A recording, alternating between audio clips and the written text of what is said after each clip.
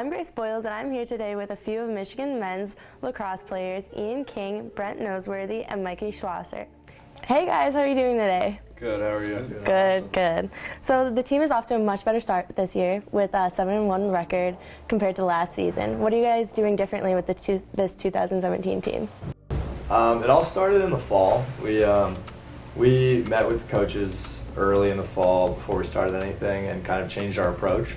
We look at things in the past seasons before that didn't work well, and we tried out a lot of new things that we thought would lead to better success. And I think that did a great job of setting us up for to be ready and confident early on in the season. For me personally, I think we moved the ball much better on offense, and we really buckled down on defense. And I think that in the past we hadn't done that, and it's changed the way the season went for us this year. Yeah, going off Ian's point, we have really great team chemistry this year. I think everyone knows everyone's tendencies playing, and we got tested out this fall, and then going into the season just working with each other, often in small groups, has been really helpful for us. Awesome. About 2 weeks ago, you guys beat number 10 seeded Penn. What was that like, that momentous win?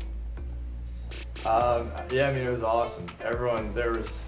Everyone was ecstatic. It was just something that this program has never done. We had never beaten a ranked opponent until that time, and so it was really big just for our overall confidence. In the past, we had been in close games with good quality opponents like that, but we haven't been able to finish it out just because we didn't quite have that winning mentality. So I think that really helped us, and hopefully going forward we can continue to play with that same kind of confidence.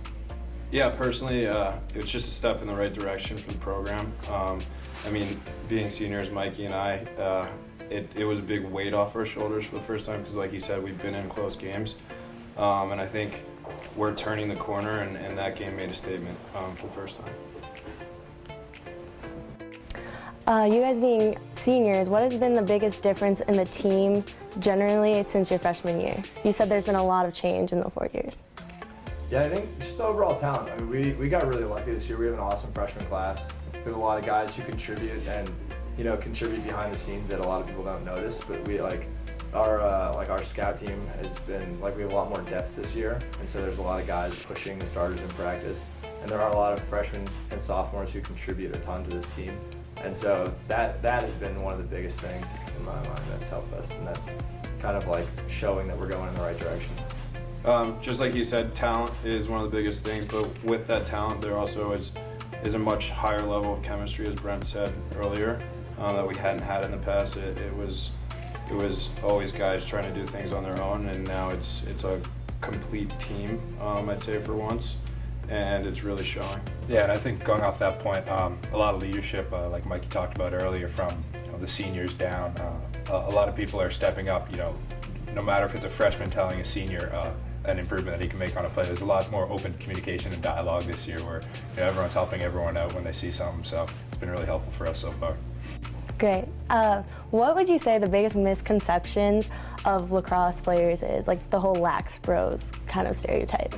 I don't know. That's one thing. I think it just depends where you grow up and how the culture is around you. Where I grew up, it was just we were a bunch of guys who played lacrosse, and lacrosse wasn't a big thing, so we just enjoyed the game for what it was, and that kind of culture wasn't really around it. But I guess you do see it depending on where you are. So that's the one thing I do really appreciate about this team is that we don't really have guys that have big egos like that. We have a lot of guys who are just good dudes and do a lot of cool things, and so it's nice to be around people like that. Yeah, I'd say we talk about culture a lot. We're trying to get away from the whole lax bro stereotype. Sometimes it obviously comes out, but I think one big stereotype is that we're really obnoxious. I'd say for the most part, we're a group of guys that's pretty respectful and respects what we're given here every day, because a lot of kids don't have that. So I think there is this lax bro stereotype, but we don't fit the mold as maybe some teams or some people do. Yeah. Is there a lax bro stereotype in Canada?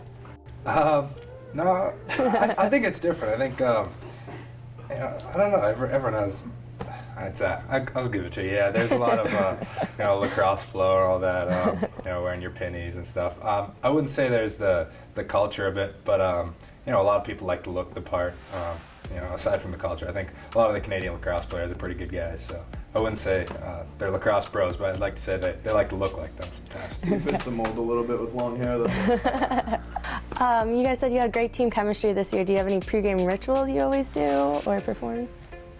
We don't really have that many that are set in stone. I mean, we do the same warm up before every game and kind of, we're in the locker room. We get together and kind of pump ourselves up a little bit before the game. But I don't know. I don't think we have really any crazy rituals. Maybe some guys have their own personal ones, but for the most part, we just try and prepare well during the week, so we're ready to go on game day.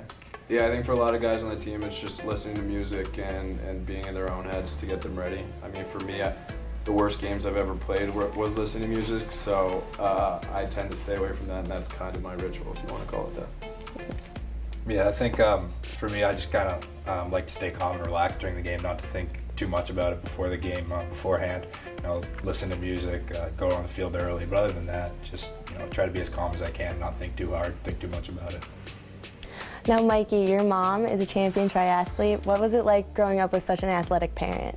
I mean, it was awesome. She's an absolute stud, and I always looked up to her. I mean, she would get up at 4 in the morning and do a 2.5, 3 hour workout and then wake me up and make me breakfast. So I was pretty fortunate to have someone that I could look up to and someone that showed tremendous dedication for her craft. And so that's something she's a person that I tried to acquire that sort of ambition from once I found something that I enjoyed.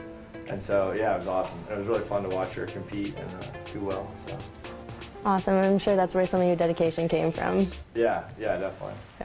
Ian, and your sister played at Bucknell Lacrosse. So is that a family thing? Did you guys used to play in the backyard together? Yeah, we played all the time growing up. My dad also played in college.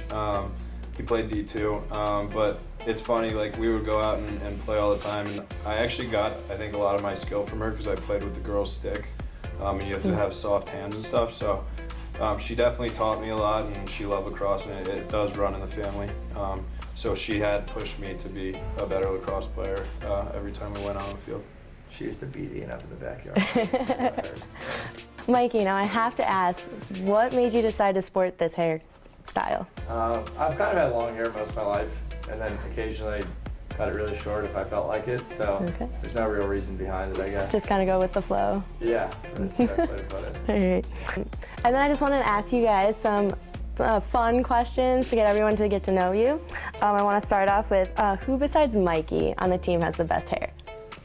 I think Hags. Yeah, you gotta go TJ Haggerty nice or Avery Myers. They both have locks of hair. So yeah, and TJ takes care of it. So unlike Mikey. Yeah, way better than mine.